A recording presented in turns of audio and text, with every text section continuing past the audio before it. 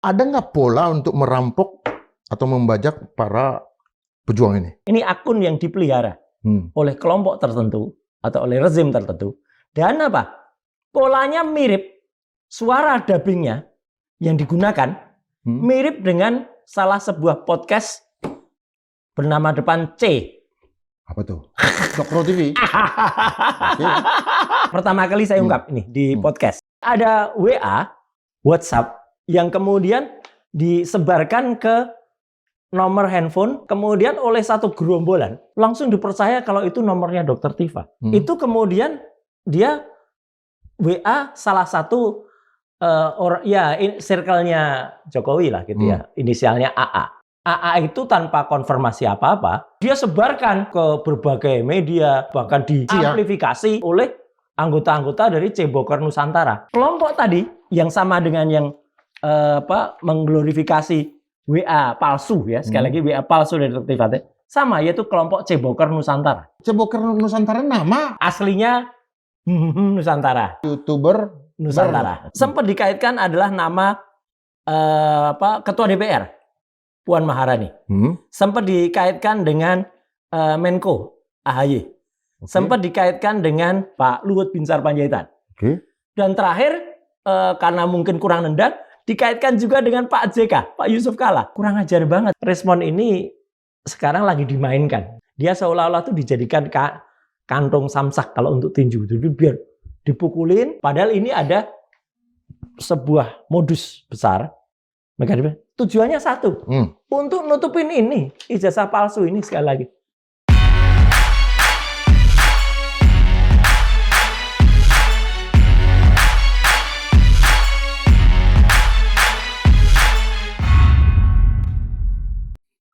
Sobat Madilog, 8 orang yang dikenakan sasaran oleh mantan Presiden Joko Widodo dalam kasus pencemaran nama baik ya terkait ijazah, itu sekarang tinggal 5 orang. Banyak kepentingan, banyak infiltrasi, banyak lobby agar yang 5 ini terpecah belah. Kita hadirkan sang mega bintang ini, Mas Roy Suryo. Kanjeng, kawan lama. Selamat datang. Terima kasih, Bang Indra. Iya. Ada nggak pola untuk merampok atau membajak para pejuang ini? Iya, polanya sih sebenarnya ada, meskipun tidak persis sama ya. Kalau dulu kita ingat, nah ini gambar ini pernah saya tunjukkan dan sempat heboh waktu itu adalah ketika ada 2 tuyul menuhi jin ifrit waktu itu. Wah. Nah, ini menarik waktu itu. Pola yang sama hampir dipakai, tapi 2 tuyul ini malah sempat agak sedikit lebih cerdas. Karena waktu itu mereka masih bisa teriak, Bang Indra. Kami tidak mohon maaf. Kami tidak minta maaf. Ijazah tetap palsu.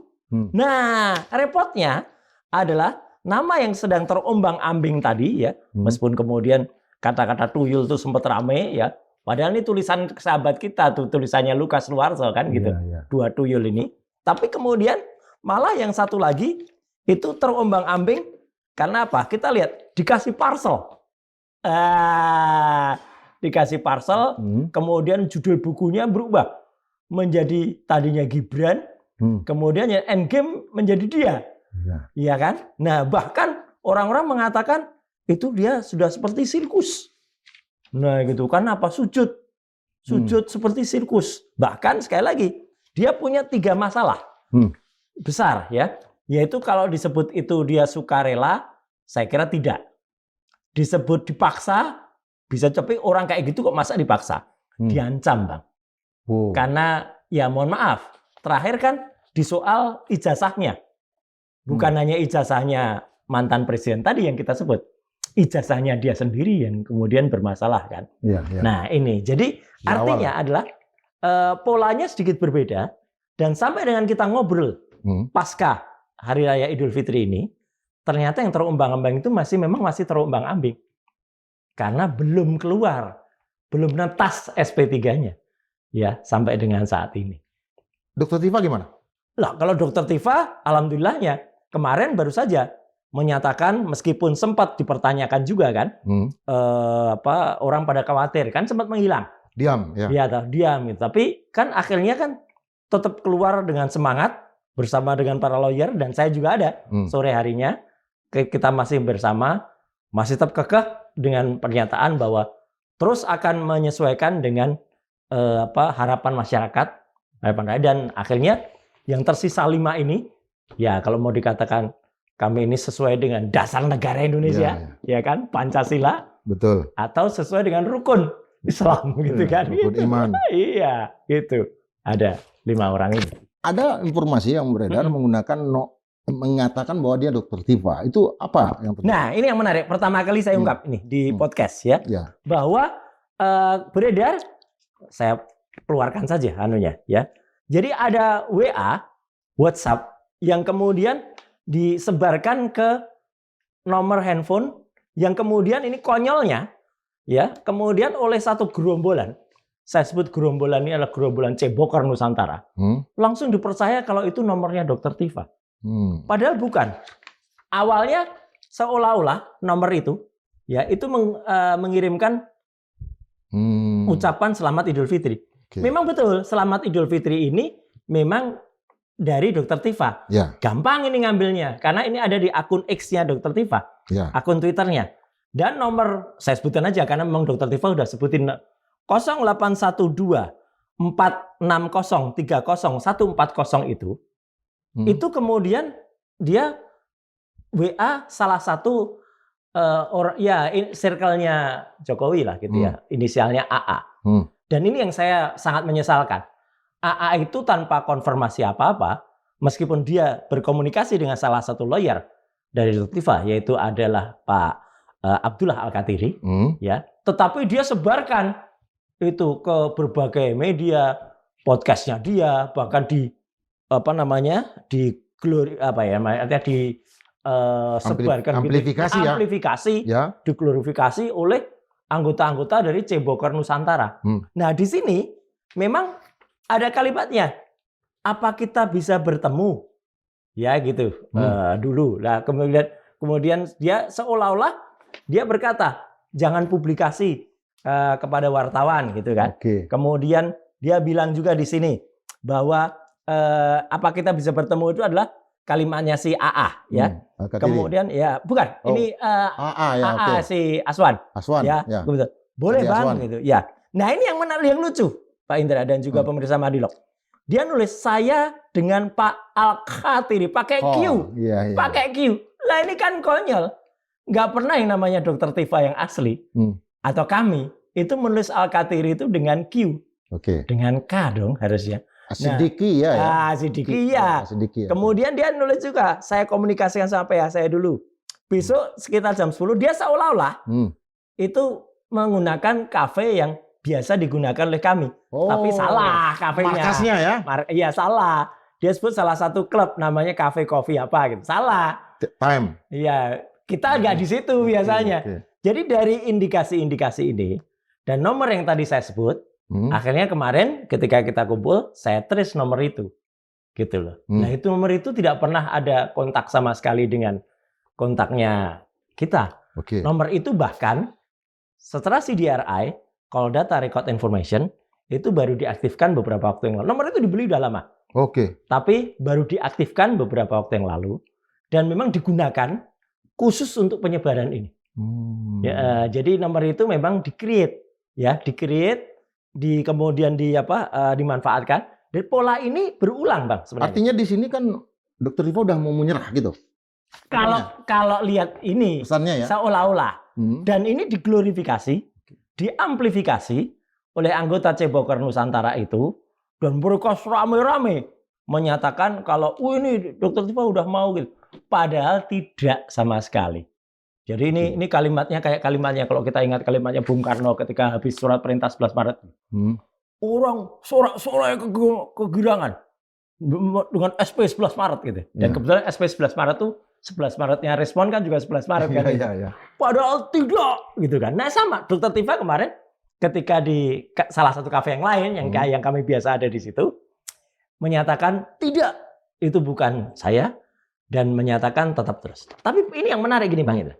Saya mengatakan pola-pola semacam ini supaya jelas, dua ini saya gabung ya. Jadi ada dua layar ya, ini screenshotnya. Jadi tangkapannya dimulai dengan seolah-olah orang bernomor tadi itu mengirim mengaku sebagai Dokter Tifa. Tapi saya bilang ini ada siasat licik ya, adu domba dari para anggota Cebogor Nusantara. Karena kemudian namanya diganti menjadi DR Tifa oleh si penerima itu, si AA tadi. Padahal dia bukan Dokter Tifa. Dan screenshot ini kemudian handphonenya difoto, dikirimkan kepada Pak Al-Katiri. Nah, kemudian saya analisis. Saya masukkan si DRI tadi. Kalau udah tarik. Makanya saya bilang, harusnya kerjaan kayak gini itu mudah dilakukan oleh Kementerian Komdiji atau oleh Cybercrime. Ketemu kok ini sebenarnya kalau dilacak, diaktifkan di mana, nomor itu di-create kapan, artinya ini dibeli di mana. Ini gitu. Harus dijadikan kasus hukum? Harusnya. Tapi kemarin saya dapat konfirmasi dari Pak Al-Katiri. Ini persoalan ini terlalu kecil. Karena nanti kita sibuk dengan ngurusin kayak gini. Sibuk dengan ngelaporin termul-termul itu. Dan tidak fokus dengan urusan aslinya, yaitu tentang ijazah palsu. Nah, ini yang menarik, Bang. Pola ini saya cermati sama persis dengan yang baru-baru ini juga heboh. Tapi menurut saya masyarakat alhamdulillahnya cerdas. Kalau kita ingat, ya Bang Indra, ini persis sama dengan yang coba diledakkan sekitar 1-2 hari sebelum Lebaran, sehingga itu menyebar dulu, polanya kan supaya dia menyebar dulu di media sosial sebelum media mainstream mengangkat, sebelum podcast ngangkat, sehingga apa? Sehingga masyarakat itu udah teracuni dulu. Yaitu apa? Isu atau hoax 50 miliar. Ya, ini kan sempat muncul juga. Ya, saya bertemu dengan kakak ipar saya, ini yang ditanya ke saya. Iya. Saya nggak tahu. Ada sebuah akun. Dan akun itu sebenarnya akun yang cukup lama. Namanya Dibikin Channel. Dibikin Channel. Ya, ini Dibikin Channel. Itu sudah ada sejak 2019. Subscribernya luar biasa, subscribernya sudah 500.000. 2.000. Iya, jadi saya tidak bisa tidak mengatakan akun ini peliharaan. Ya, patut ditengarai atau patut diduga ini akun yang dipelihara oleh kelompok tertentu atau oleh rezim tertentu. Dan apa? Polanya mirip, suara dubbingnya yang digunakan mirip dengan salah sebuah podcast bernama depan C. Apa tuh? Dokro TV. Saya langsung tebak aja ya. Iya. Saya belum riset loh. Iya. Oke. Sama. Jadi itu similar. Apalagi nanti kalau dimasukkan audio spectrum analyzer. Jadi narasinya, jadi ini menggunakan pola seolah-olah disebut bahwa Rismond itu punya rekaman yang menyebut bahwa ada uang 50 miliar yang kemudian disediakan untuk operasi ini, ijazah palsu ini. 50 miliar? Iya. Kecil banget. Makanya saya bilang, lo kok turun dengan yang tuyul tadi gitu ya. Tuyul itu malah isunya 100M waktu itu ya, bahkan lebih. Untuk satu orang ya? Nah itu makanya. Jadi oke lah, kita nggak seberapapun kalau kita sama sekali insya Allah tidak akan mempedulikan kalau ada hal kayak gitu. Tapi kan dikaitkan dengan nama-nama besar. Sempat dikaitkan adalah nama Ketua DPR Puan Maharani. Sempat dikaitkan dengan Menko AHY. Sempat dikaitkan dengan dulu Menko Marves, dan dia masih disebut Menko Marves padahal kan sudah bukan Menko Marves lagi, yaitu adalah anggota DEN, yaitu Pak Luhut Binsar Panjaitan. Dan terakhir karena mungkin kurang nendang, dikaitkan juga dengan Pak JK, Pak Yusuf Kalla. Ini kan menurut saya maaf ya, kurang ajar banget Bang Indra. Ada nama Pak Mahfud juga kan? Ada nama Prof Mahfud juga. Dan apa kaitannya? Nah itu seolah-olah Prof Mahfud sudah mendengar isu ini dan kemudian berkomentar. Padahal itu semuanya narasi. Tidak ada satupun ya video yang kemudian muncul asli, genuine mulai dari Rismond atau dari tokoh-tokoh ini. Nah, itu hanya benar-benar narasi. Cek and recheck ya? Iya sudah. Nah saya cek juga kepada akun itu ya. Dan akun itu memang punya juga TikTok. Jadi dia sebarin juga di TikToknya. Ini ada akun TikToknya.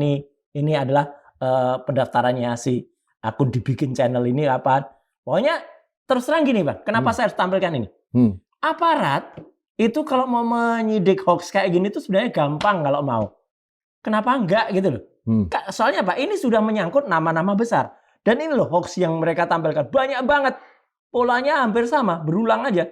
Jadi hari ini misalnya yang diangkat adalah ada nama Pak JK-nya. Ya, kemudian dengan judul yang hampir mirip, kemudian diadukan yang lain. Banyak banget ini. Dan nah ini kelompok tadi yang sama dengan yang mengglorifikasi WA palsu ya, sekali lagi WA palsu dari Dr. Fatih, sama yaitu kelompok Ceboker Nusantara. Mereka lihat, coba dilihat, sama. Jadi pada hari-hari yang sama mereka ngangkat ini respon bongkar rekaman, ya, kemudian pembicaraan dua bohir. Kemudian ini Ceboker Nusantara nama atau istilah dari Mas? Istilah saya. Oh, oke. Ya, aslinya Nusantara. Oke. Ya, ini loh aslinya. Nah, Nusantara. Ya. AF tuh orangnya. Okay. Ini ketua YouTuber Nusantara. Oke. Ya, tapi Mas, saya mengenal Cebokan karena sebagai tukang cebok. Oke. Ini fungsinya sebagai cebok. Lihat polanya. Ini ketua AF tuh ketua Cebokan Nusantara. Ini juga aktivis di sana. Namanya ini VH ini ya. Ini sama, ini polanya. Jadi wah, gak main-main 50 miliar. Kemudian ini juga, ini orang ini, wah isinya juga hoax semua ini. Wih. Si orang ini ya. Mau satu. Ya ini, info A1. Gimana bisa A1 gitu. Gak ada yang saya kenal. Nah, ada lagi nih orangnya. Memang ini banyak banget ya. Ini hanya contoh aja. Ini anggota-anggota Ceboker Nusantara. Nah ini namanya depannya C ini. Ya, kan coba lihat. Polanya kan hampir sama, gempar, respon, bongkar, bukti. Mana bukti? Itu cuma narasi kayak gitu. Kemudian masih ada nih. Ya. Ini juga omongannya jelek banget ini. Anak nggak pendidikan nih. Saya tahu nih anak ini nggak berpendidikan nih. Kenapa? Gitu. Iyalah karena dia sekolahnya nggak jelas. Tapi omongannya jelek banget ini. Luar biasa Mas Roy. Saya udah semua ya? Udah. Aduh luar biasa. Udah saya profiling nih satu-satu mereka. Ya gitu. Karena apa? Termasuk ini cewek ini sama ini juga yang ngaku-ngaku anak jenderal. Padahal dia bukan anak siapa-siapa. Dia anak jenderal. Anak jenderal itu seolah-olah dia itu anaknya Pak Presiden kita gitu kelompoknya. Tapi pernah marah-marah juga ke Presiden gitu. Iya kan? Wah pokoknya ini kelompok ini sudah saya profiling. Harusnya sekali lagi Bang Indra, kalau Kemenkom Digi kita jalan atau bekerja, harusnya penyebar hoax kayak gini nih emang sudah ditertibkan gitu. Ya kita nggak minta pemerintah terlalu represif ya terhadap demokrasi. Tapi kalau sudah jelas-jelas misalnya mereka tuh punya pola, memiliki satu pola penebaran hoax, asal mengglorifikasi, asal kemudian melakukan penyebaran isu dari berita yang tidak jelas. Ya harusnya ditertibkan lah kayak gitu. Tapi kalau nggak ada laporan, apakah Pak Yusuf Kalla misalnya harus melaporkan masalahnya akun ini?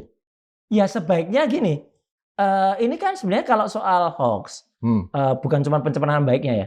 Tapi kalau pencemaran baiknya kan harus orangnya sendiri yang melapor. Oke. Cuman kan kita tahu lah gitu. Yang biasa dilaporin, saya juga pernah melapor gitu. Kan lambat banget. Saya pernah melaporkan orang-orang ini gitu. Tapi kan saya SPDP yang saya terima ya, SPHP, SP2HP, surat perintah hasil penyidikan saya berikan kan masih lambat banget. Orang itu diperiksa dulu, dipanggil, dimintain keterangan dulu, pokoknya lambat lah gitu. Jadi keberpihakannya tuh nggak kelihatan banget gitu. Tujuan mereka menyebut nama-nama besar itu untuk supaya heboh, memvalidasi bahwa info ini benar. Seolah-olah respon itu memiliki info yang benar soal rekaman, gitu. Dan mereka kan menggunakan nama respon ini. Padahal kan ini rekayasa banget gitu. Kenapa saya berrekayasa? Ini kan seolah-olah pegang USB flash. Padahal kalau tangannya segini, USB-nya segede ini, ya nggak masuk laptop. Gede banget ini, gitu loh. Ini kan kayak bukan, padahal kan USB kan harusnya sejari gitu. Ini kegedean ini. Kenapa mereka sangkutkan dengan nama-nama besar ini? Ya, gitu. Ada AHY, ada Bu Puan, kemudian ada juga Pak JK, gitu. Ya supaya heboh dan membelokkan dari isu ijazah palsu. Karena ijazah palsu ini kan sudah hampir di ujung sebenarnya.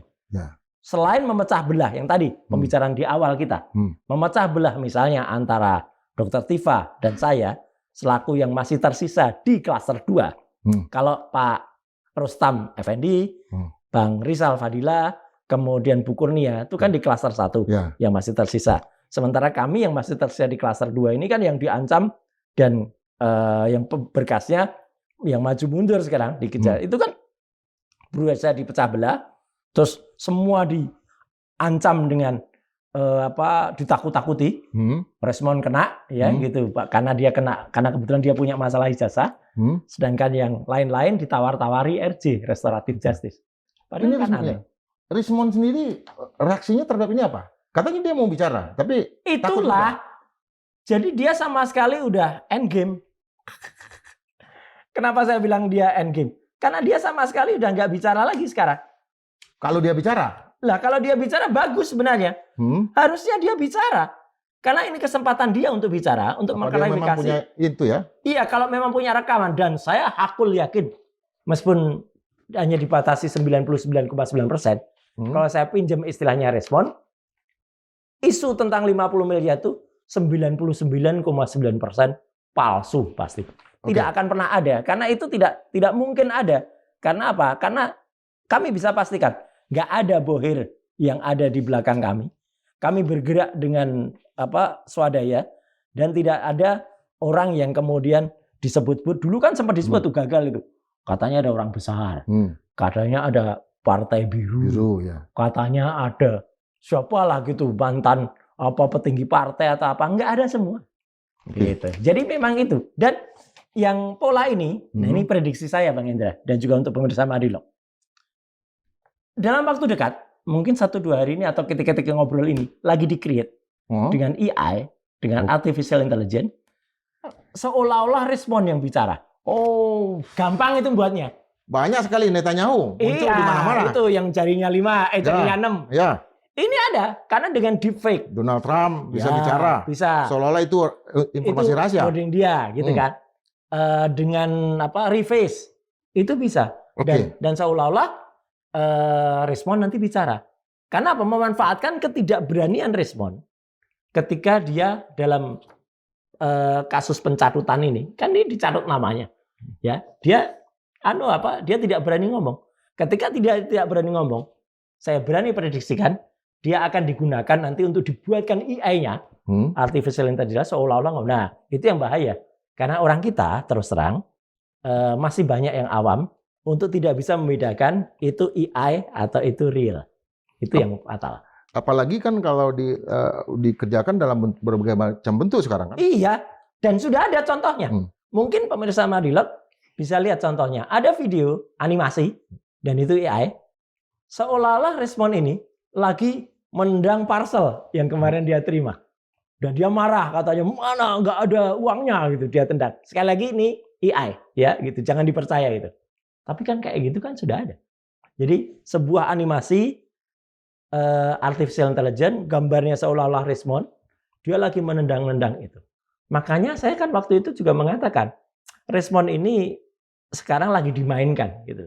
Lagi digunakan untuk melakonkan atau untuk menceritakan kasus tentang pengkhianatan, kemudian kasus tentang penggunaan dia, bahkan saya sebut waktu itu dia seolah-olah tuh dijadikan kantung samsak kalau untuk tinju, jadi biar dipukulin sehingga seolah-olah larinya ke dia semua. Padahal ini ada sebuah modus besar.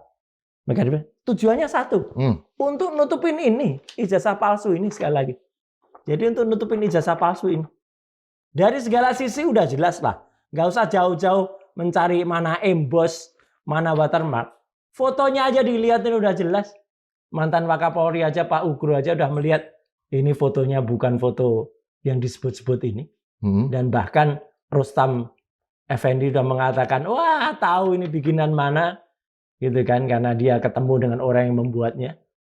Jadi kan ini kan udah lucu ini. Artinya publik nanti nggak fokus lagi ke masalah ijazah. Iya. Sekarang sudah jelas, publik aja sudah terpecah dengan kasus ijazah palsu ini. Setidaknya ada 2 ijazah palsunya. Ijazah palsu ini sama yang ditengarai ijazah palsu milik Resmond yang lagi dilaporkan di Polda Metro Jaya juga. Gitu. Karena kan dia kan tadinya kan disebut-sebut memang ya kami terus terang kami tidak mengerti ya. Karena kan selama ini ya kita percaya aja bahwa setelah S1 di UGM, S2 di UGM juga kan sama. Saya dan Dr. Tifa juga sama, S1 S2-nya juga UGM juga. Hanya kemudian saya S3-nya di UNJ, Dr. Tifa lagi mengerjakan S3 sekarang. Nah, Resmond ini kan dikenal awalnya kan S2 dan S3-nya dia ngambil juga di Yamaguchi University di Jepang. Tapi kan terakhir kan terbongkar bahwa ternyata Yamaguchi sudah didatangi oleh beberapa orang dan dilaporkan ternyata ijazahnya tidak jelas yang ada di Yamaguchi.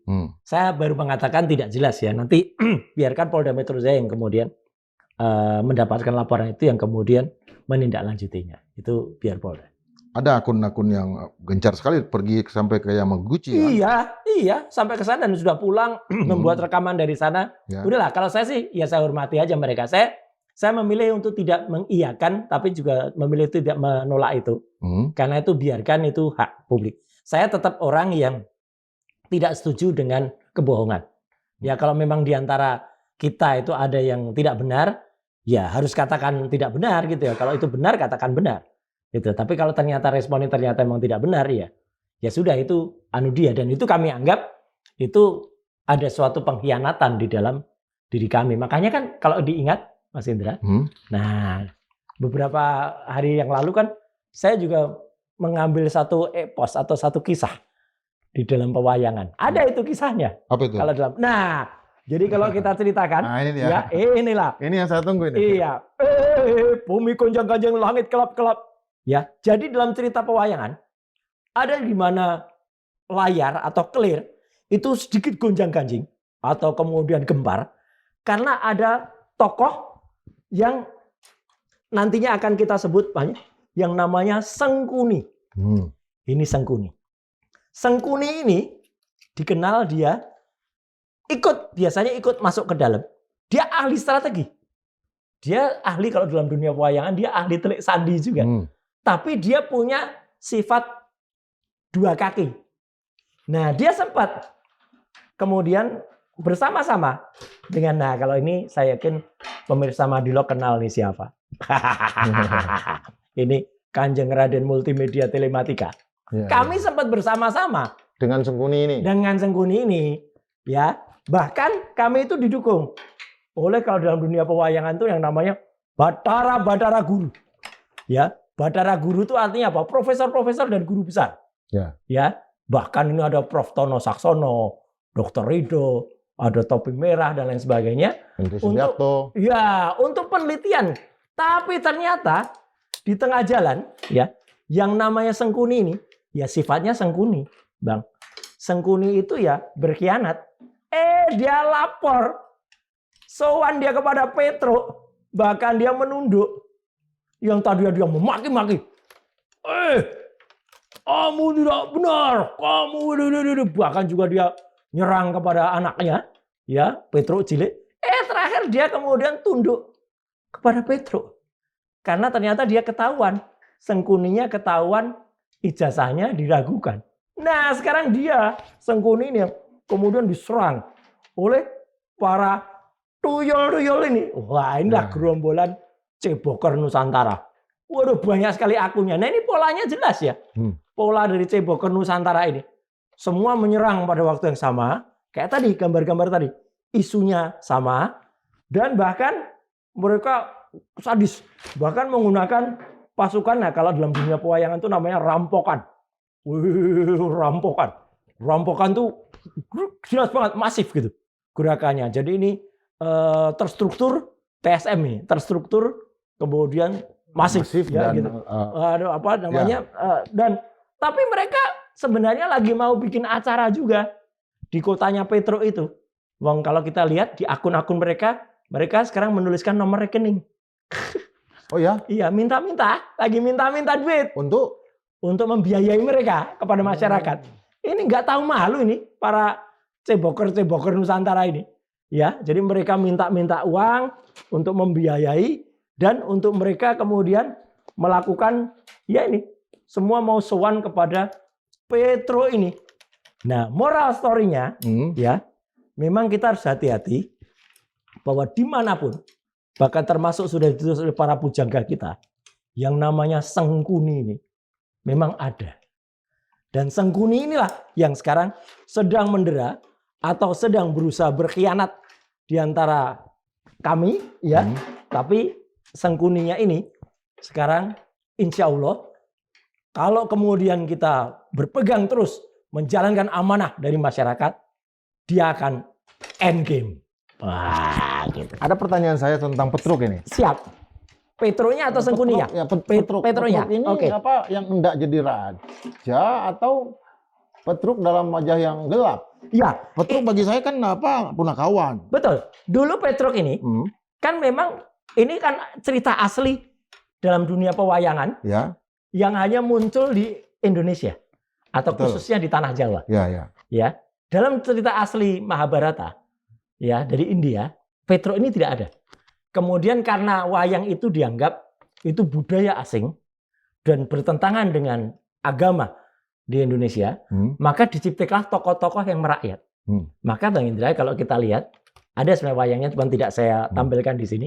Ada 4 sekawan, ya. Yaitu namanya Semar, Gareng, Petruk, Bagong. Bagong ya. Ya, Semar, Gareng itu dengan masing-masing karakternya. Petruk ini menggambarkan karakter yang merakyat. Bersama dengan Gareng, bersama dengan Bagong. Dan di bawah mereka semua anak-anaknya Semar. Ya, Semar Bodronoyo namanya. Dan itu orang bijak. Ya, dewa gitu. Brahmana. Ya, dari kelompok yang memang dia agung gitu ya. Agung. Nah, Petruk ini memang pernah ada satu cerita. Dulu pernah saya pentaskan di Madilog ini. Ya. Petruk ini menemukan yang namanya jimat Kalimosodo. Jimat Kalimosodo itu jimat kalimat syahadat. Oke. Dia menjadi ratu. Tapi dia jadi zalim ketika ratu. Nah, itu pernah terjadi di Indonesia. Ada orang yang kemudian diibaratkan dia deso, wajahnya plonga-plongo, tapi kemudian karena dia nemukan atau dibiayai oligarki, ya gitu. Dia kemudian sempat menjadi raja, sempat menjadi ratu, dan dia berkuasa di Indonesia. Dan sekarang dia berusaha diteruskan oleh anaknya. Itu dalam dunia pewayangan juga ada kayak gitu. Nah, bahkan ketika dia jadi ratu, raja waktu itu, dia memiliki kantong bolong, namanya Prabu Kantong Bolong. Di kantong kanannya ada 11.000 triliun. Di kantong kirinya ada 7.000 triliun. Persis lah sama ceritanya.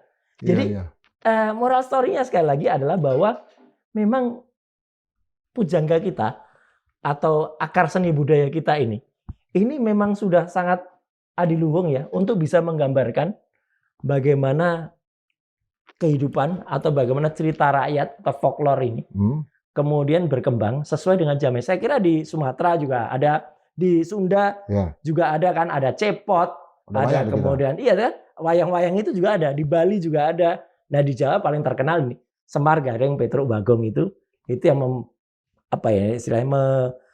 menggambarkan atau memetamorfosiskan kehidupan masyarakat. Kita juga tahu kan wayang ini yang digunakan oleh Sunan Kalijaga untuk masuk masukan Islam. Untuk masuk ke kalimat syahadat tadi itu nggak jadi. Kalimat syahadat tadi. Syahadahnya itu nggak ngerti dia ya? Dia nggak ngerti, ya sama. Sebenarnya kayak yang Petruk yang dulu itu. Jadi dia tidak bisa mengamalkan dengan baik. Gitu loh. Seolah-olah aja pencitraan aja dia tuh. Dan dia nggak bisa mengamalkan dengan baik. Dan sekarang repotnya ini kelompok yang namanya Ceboker Nusantara ini kan sekarang benar-benar menjadi gardanya dia. Jadi ini menyebarkan apapun yang dilakukan oleh Petruk ini. Ini kan kemudian diglorifikasi, disebarkan. Termasuk pokoknya kalau ada upaya untuk menyerang Petruk ini kan sekarang kan dihantam oleh ini. Dan yang itu tadi, sebentar lagi mereka mau ulang tahun setahun. Didatangi oleh Petruk ini nantinya gitu. Dan lucunya itu tadi, mengedarkan minta itu dari tanpa malu loh ya. Gitu. Mereka mengedarkan itu. Minta sokongan dari rakyat. Sokongan kok untuk menyebarkan hoax. Ada lagi yang Kang Mas mau sampaikan tadi, mau buka-buka lembaran? Iya, jadi gini. Ada pola yang lain? Nah, gini. Jadi artinya gini, ya. Kembali kepada salah satu yang tadi dikhawatirkan oleh Kang Indra, ya gitu. bahwa siapa tahu Dokter Tifa agak goyang gitu ya. Ya. Insya Allah tidak. Karena Dokter Tifa juga barusan mengeluarkan buku. Ini pemikirannya Dokter Tifa ini. Membedah otak. Otaknya siapa? Ya, otaknya ini gambar ini. Ada bukunya kemarin barusan di launching. Ya, membedah otak ini. Dan dia menggunakan yang namanya analisis neuropatika. Oh, ini wajib dibaca ini. Iya, itu ada bukunya. Ya, yang dia lebar. Dan kenapa?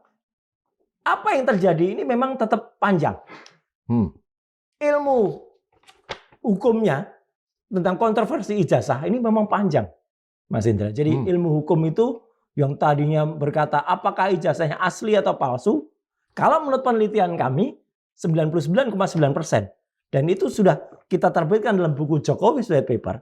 Dan sekali lagi ini penegasan kami. Jokowi White Paper yang kami tulis 700 halaman itu, meskipun secara halaman, secara kuantitas itu tulisan respon adalah cukup banyak, ya sekitar 400-an halaman. Tapi kita menilai buku itu sama seperti Dr. Tifa kemarin bilang, jangan dilihat kuantitasnya, tapi dilihat kualitasnya. Saya memang mungkin hanya sedikit kalau dilihat kuantitas halamannya, hanya sekitar 50-an halaman. Tapi babnya banyak yang saya tulis itu. Jadi ada 6 bab yang saya tulis dan memang efektif kalimatnya, detail. Kalau yang apa yang ditulis 400-an itu kan kebanyakan rumus. Artinya apa? Kami tetap kompak, kami tetap terus amanah ya. Bahkan candaan kami, masalah ijazah ini tetap ramai. Bahkan yang sekarang cukup menutup berita ijazah itu apa? Perang kan, gitu. Perang Iran melawan Amerika sama Israel. Tapi candaan kami, perang Amerika lawan Israel aja tidak akan selesai sebelum Jokowi nunjukkan ijazah aslinya. Kalau ijazahnya muncul, perang akan selesai ya? Katanya begitu. Ya.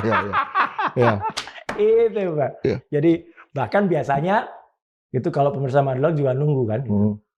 Biasanya ada kaos. Nah, ada kaosnya. Kaosnya adalah bahwa memang ijazah ini itu merupakan sebuah cerita yang panjang. Ijazah itu memang tetap akan panjang karena yang namanya kontroversi ijazah. Nah, ini kalau saya tuliskan dalam kaos ya. Karena kaos ini juga dikirimkan oleh teman ke saya. Kontroversi ijazah tidak akan pernah tenang. Nah, gitu.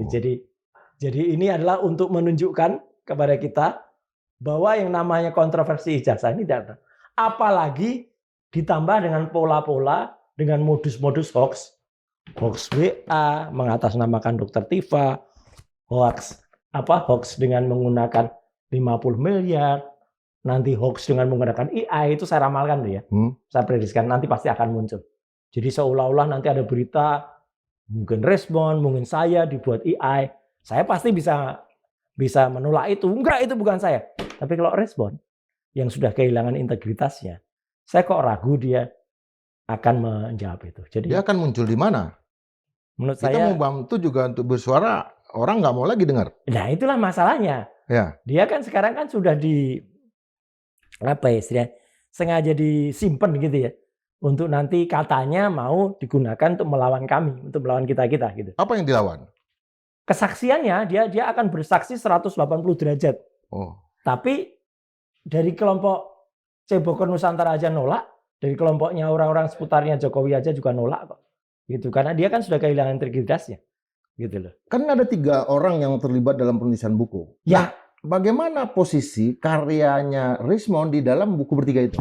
Saya tetap katakan, atau kami tetap katakan, dan penerbit buku tetap katakan, buku itu tidak salah. Tidak ada yang salah dari buku itu. Buku itu tetap benar, dan buku itu masih ditulis oleh Rismond Hasyolan Sianipar ketika dengan pemikiran, kalau kami nyebutnya, Rismond prabayar. Pra 11 Maret. Pra dia sebelum dapat Super Semar, surat perintah 11 Maret. Yang membuat dia berbelok. Ya. Jadi dia masih tetap lurus. Setelah itu baru kemudian dikatakan dia nolak itu. Kan aneh sekarang kalau dia nolak. Dia mengatakan setelah dia melakukan penelitian dengan translasi, rotasi. Kapan penelitiannya? Dia sampai dengan tanggal 18 Februari. Dia masih bersaksi di sidang CLS Solo. Dan dia masih berkata, ijazahnya palsu gitu ya, 11.000 triliun % palsu. Tanggal 25 Februari, artinya hanya 2 minggu sebelum tanggal 11 Maret, dia masih nge-tweet di akun X-nya, di akun Twitternya dia masih mengatakan legalisasi dari ijazah ini yang tahun 2005 dan 2010 itu dipertanyakan karena itu tidak ada cap basahnya. Kok tiba-tiba dia berubah? Itu. Jadi posisinya sekarang posisi dia ingin mengeluarkan karya dia dari ini. Betul. Artinya dia nggak ingin itu digunakan untuk dan dia ingin membantah tulisannya sendiri. Kan aneh. 400 lebih tulisannya ingin dibantah dengan dia mau menuliskan sebuah buku yang katanya dia perlu waktu 1 tahun. Ya siapa yang akan baca nanti buku itu? Jadi ini kan pola-pola kayak gini kan saya terus terang kasihan. Ya. Kalau kita jadi penulis kan kasihan betul. Iya, artinya dia dipaksa. Ya kayak tadi yang saya sebutkan. Ini ada trilema ya gitu yang terjadi pada dia. Karena apa? Dia seolah-olah memang dihadapkan pada satu kondisi ya ini. Nah ini trilema tak ilmiah dari Respon. Karena dia dipaksa dan kemudian diancam untuk membuat tulisan yang berbeda sehingga dia benar-benar menjadi endgame. Dia pernah nulis buku Gibran Endgame, terus sekarang terbalik lah. Dialah sendiri yang kemudian endgame. Gara-gara dia mengubah itu. Maka saya sempat mengatakan gitu ya, udahlah lebih baik kalau memang masih ada sesuatu yang dia diancam, diam aja atau dia lapor kepada LPSK gitu kalau mau ya, Lembaga Perlindungan Saksi dan Korban, bahwa dia diancam, dia begini, dia kemarin menyatakan itu tidak benar. Karena percuma saja, dia udah merendahkan diri serendah-rendahnya, dia juga tidak di SP3, setidaknya sampai kita ngobrolin gitu ya. Gitu. RJ-nya juga masih digantung, bahkan dia dikasih syarat harus nyabut buku ini, harus jadi ahli di sini. Bagaimana caranya mencabut buku itu? Itu nggak mungkin bisa. Gitu loh. Para penerbit bukunya juga sudah sepakat kemarin. Sahabat saya Michael dan juga Luke duduk di sini juga, gitu ngobrol di Madilog ini juga, kan juga mengatakan bahwa bukunya tidak salah dan mereka malah mempertahankan itu. Sebenarnya mereka kan mendukung Respon gitu loh. Respon prabayar sebelum tanggal 11, tapi Respon pasca bayar. Istilah ini hanya istilah loh ya. Bukan berarti dia menerima pembayaran, tidak. Tapi hanya seperti kartu itu kan ada yang prabayar, ada yang pasca bayar. Nah, artinya sebelum tanggal 11 Maret itulah pemikirannya masih clear, pemikiran masih clean, tapi setelah itu ya kita perlu kasihani dia. Itu kan sudah menjadi dokumen publik dan kalau kita baca saya di semiotika Roland Barthes pengarang kan telah mati. Rismonnya sendiri kan tidak ada sebetulnya di dalam bukunya. Bukunya sebagai subjek itu bisa bicara sendiri kan? Bukan hanya bukunya, sudah. Bukunya bahkan setidaknya 2 kali sudah dijadikan alat bukti di persidangan di bawah sumpah. Iya kan? Tanggal 18 Februari ketika digunakan di sidang CLS di Solo, saya lupa tanggal berapa sebelumnya, digunakan juga sebagai alat bukti di sidang KIP, Komisi Informasi Pusat, kesaksian dia. Berarti kan artinya buku ini sudah punya tenaga sendiri untuk membedakan dirinya dengan penulisnya. Dengan penulisnya kan Dan itu sudah dibahas sumpah. Dan dia kalau mau mencabut itu, dia harus mencabut juga sumpahnya. Kan ada konsekuensi hukumnya kalau kata teman-teman penasihat hukum. Dia kemudian menarik gitu. Saya terus terang kasihan, terus terang. Sangat tidak terpelajar. Dia mau mencabut kata-katanya gitu. sendiri. Betul, sudah ijazah S2, S3 yang ada di Yamaguchi-nya dipertanyakan. Kemudian secara tidak ilmiah, maka kan ditulis oleh Lukas Larro. Trilema tak ilmiah. Ya, benar-benar nggak ilmiah. Dan saya memang menyayangkan ya, orang yang kemudian kalau tadi dalam tokoh pewayangan itu adalah Sengkuni tadi, yang kemudian dia rela menjadi Sengkuni, dia rela berkhianat, dia rela ke dalam, dan menurut saya mungkin dia juga nggak rela juga sih. Karena dia diancam, dan terus terang saja, ya ini mungkin terlalu privasi ya. Dia kan diancam sampai ke, karena istrinya konon kan, juga ada keterlibatan di dalam pembuatan sebuah dokumen palsu juga gitu. Itu masalahnya. Iya, udah berembet ya. Itulah repot. Berentet ya. Iya, merentet dan itu ya. Dari segi Kang Mas sendiri bersama tim sampai sejauh mana sekarang kasusnya udah dibalikin sama jaksa? Inilah lucunya. Jadi ini sudah lewat sebulan lebih. Padahal kalau dalam aturan yang namanya P19 itu kan harusnya kan ada waktunya hanya 2 minggu. P19 mau menjadi P21 atau tetap dikembalikan P19 dan dinyatakan berkas tidak bisa lanjut. Ini sudah lebih dari sebulan. Dan kami juga masih tetap menjalankan wajib lapor kemarin ya di Polda Metro. Saya ketemu Pak Rizal Fadila, ketemu Pak Rustam, ketemu juga dengan Dr. Tifa kemarin. Artinya kami tetap sesuai itu. Kami menjalankan apapun loh kok. Respon pun sebenarnya kalau ditanyakan kemarin, dia sudah nggak wajib lapor lagi. Padahal kan dia masih digantung. Ya. Iya kan? RC-nya sudah diproses tapi belum di SP3. Kok dia sudah nggak wajib lapor? Ini kan aneh juga kan gitu. Itu pasti dipertanyakan juga oleh para lawyer kami. Dan artinya perkara ini, ya ini akan menjadi tergantung dan jelas-jelas bahwa ijazah ini menjadi sebuah kontroversi yang tidak akan pernah tenang.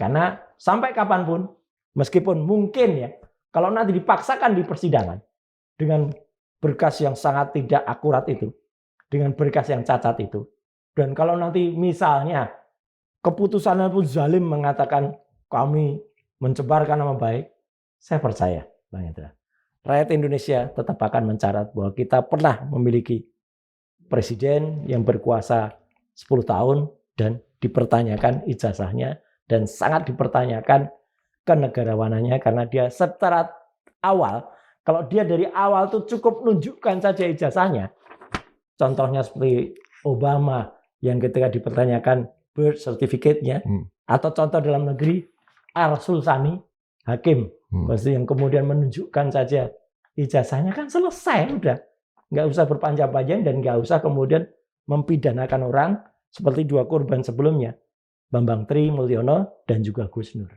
Oke, pertanyaan terakhir. Ya. Kang Mas percaya nanti akan berhadapan dengan Jokowi di pengadilan? Saya siap, meskipun saya terus terang nggak percaya. Karena dia tidak pernah mau atau tidak pernah berani datang di persidangan. Contohnya sidang CLS, Citizen Lawsuit. Sudah lebih dari 8 kali. Ya, itu jangankan orangnya. Ijazahnya aja ditunggu kehadirannya kan nggak pernah ada. Yang mana nih? Yang sidang di Yang di Solo. Yang di Solo. Yang di pengadilan negeri? Negeri Solo. Iya. Itu kan CLS. Bahkan dia sudah menghadirkan juga teman-temannya yang katanya temannya KKN yang lucu. Itu di Komisi Informasi kan? Bukan. Ini yang, lagi ya? Yang umum, sidang umum, yang CLS, Citizen Lawsuit. Yang teman-temannya KKN malah menyebut dengan istilah Jack. Iya. Yang ada lucu banget itu. Dan ketika ditanya, Bu Yohana pas ditanya, ini siapa? Dia nggak ngerti ini siapa. Padahal kalau dia tahu harusnya, oh itu Jack. Tapi dia mengatakan, dan bahkan ada cerita, katanya ada orang yang pernah nganter pakai Vespa, ngambil gitar listrik. Padahal ketika ditanya, itu KKN-nya tahun berapa? Bingung. 83 atau 85 itu aja masih kacau. Karena di TPD mengatakan 83, Jokowinya mengatakan 85. Penduduk di sana ada yang bilang 83, ada yang bilang 85 di Desa Ketoyan. Dan listrik masuk di Desa Ketoyan itu tahun 90. Iya. Gitar listriknya mau hidup pakai apa? Masa gitar listrik mau hidup pakai aki?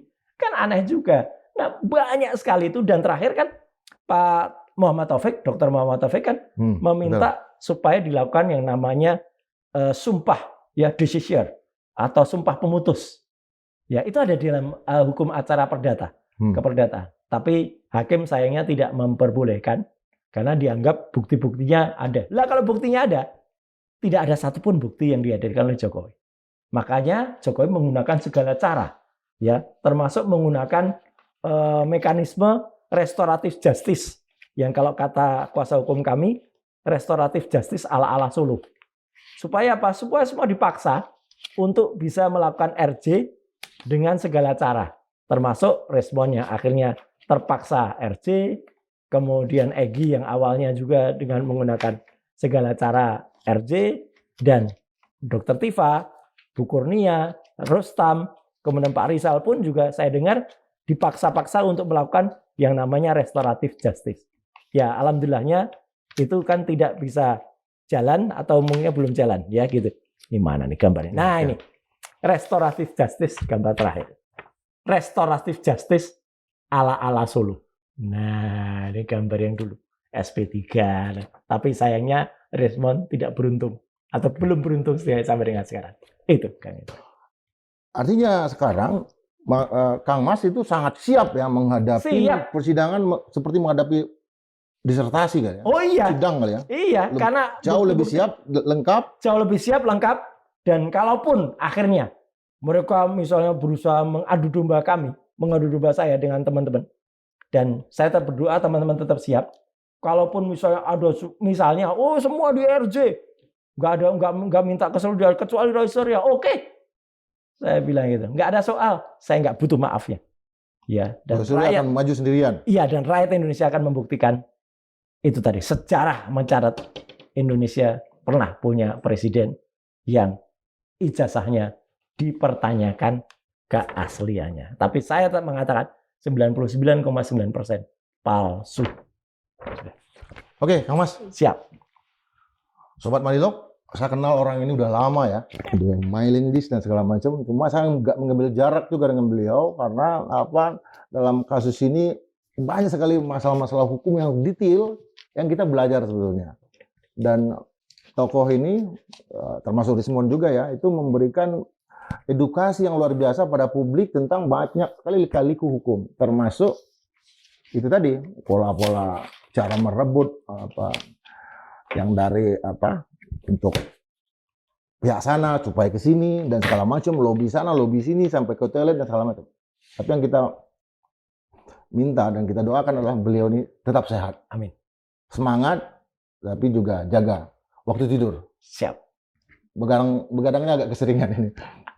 Tetap berpikir merdeka 100%, kita dukung terus. Amin. Kang Mas. Terima kasih. Iya, makasih Bang Indra. Terima kasih.